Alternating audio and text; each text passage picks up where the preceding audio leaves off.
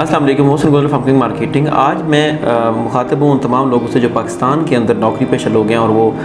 किस तरह अपनी जो उनकी सैलरी है उसका एक थोड़ा सा हिस्सा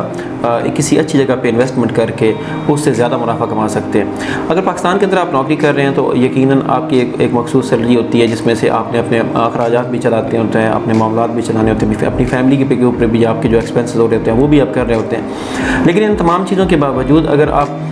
थोड़ी सी इन्वेस्टमेंट जो है वो लाजमी आप एक साइड पे करें, उसमें भले आप रोज़ाना का अगर आप ये समझते हैं कि हम डेली बेसिस पे 500 रुपया या 500 से 700 रुपये तक अगर आप डेली सेविंग कर सकते हैं तो आप पाकिस्तान के अंदर बिलखुसूस इस्लामाबाद के अंदर एक अच्छी सोसाइटी के अंदर जो है वो अपना प्लॉट हासिल कर सकते हैं। 500 से 700 तक का मेरा मतलब जो है वो ये था कि अगर आप माहाना 15,000 से लेकर 20,000 तक अपनी इंस्टॉलमेंट पे कर सकते हैं तो आप यकीनन एक अच्छी सोसाइटी के अंदर अपना प्लॉट हासिल कर सकते हैं। मेरी गुजारिश आप तमाम लोगों से ये होगी कि आप किसी भी अच्छी सोसाइटी के अंदर अपना एक किसी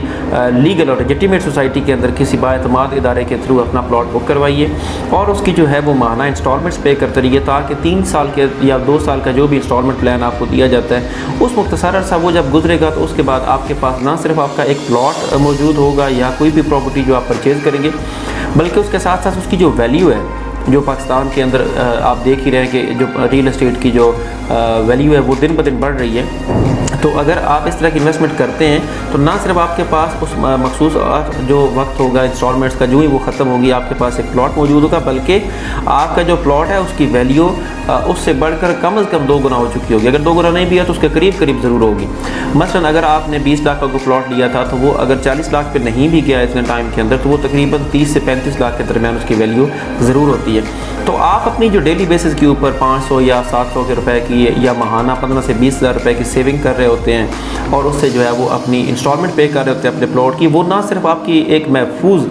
इन्वेस्टमेंट हो रही होती है या वो आपकी जो अमाउंट होती है वो आप जो अदा कर रहे होते हैं वो महफूज हो रही होती है बल्कि वो उसके साथ साथ मल्टीप्लाई भी हो रही होती है और एक मुख्तर वक्त के बाद जो है वो आपके पास एक हैंडसम अमाउंट जो है वो आपकी इन फॉर्म ऑफ प्रॉपर्टी मौजूद होती है जिसको आप सेल आउट करके अपनी कोई भी जो है वो ज़रूरियात आप पूरी कर सकते हैं, घर बना सकते हैं या इसी तरह अगर आपने कोई भी और चीज़ परचेज़ करनी है या कोई लायबिलिटीज़ हैं आपके बच्चों की वो अगर आपने अदा करनी है तो उसमें आपको जो है वो आसानी हो सकती है। ये मुमकिन है कि बहुत से ऐसे लोग जो नौकरी पेशा अफराद हैं पाकिस्तान के अंदर उनके लिए थोड़ी सी अमाउंट भी जो है वो इस महंगाई के दौर में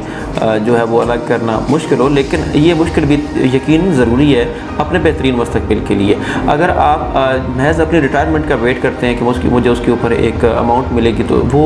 यकीन रुपये की शक्ल में होगी जिसकी वैल्यू जब तक आपकी रिटायरमेंट का टाइम आएगा वो बहुत कम हो चुकी होती है। तो मैं ये समझता हूँ कि हमारे जितने भी नौकरी पेशा अफराद हैं उनको अपनी जो रिटायरमेंट अमाउंट है उसको इस सूरत में लेकर जाना चाहिए कि वो अपने इंस्टॉलमेंट्स के ऊपर अपनी प्रॉपर्टी परचेज़ करें, अपनी अमाउंट अपनी जो उनकी सैलरी है उसमें से एक थोड़ा सा हिस्सा उसमें देते रहिए ताकि आपकी जब रिटायरमेंट किए जाए या आप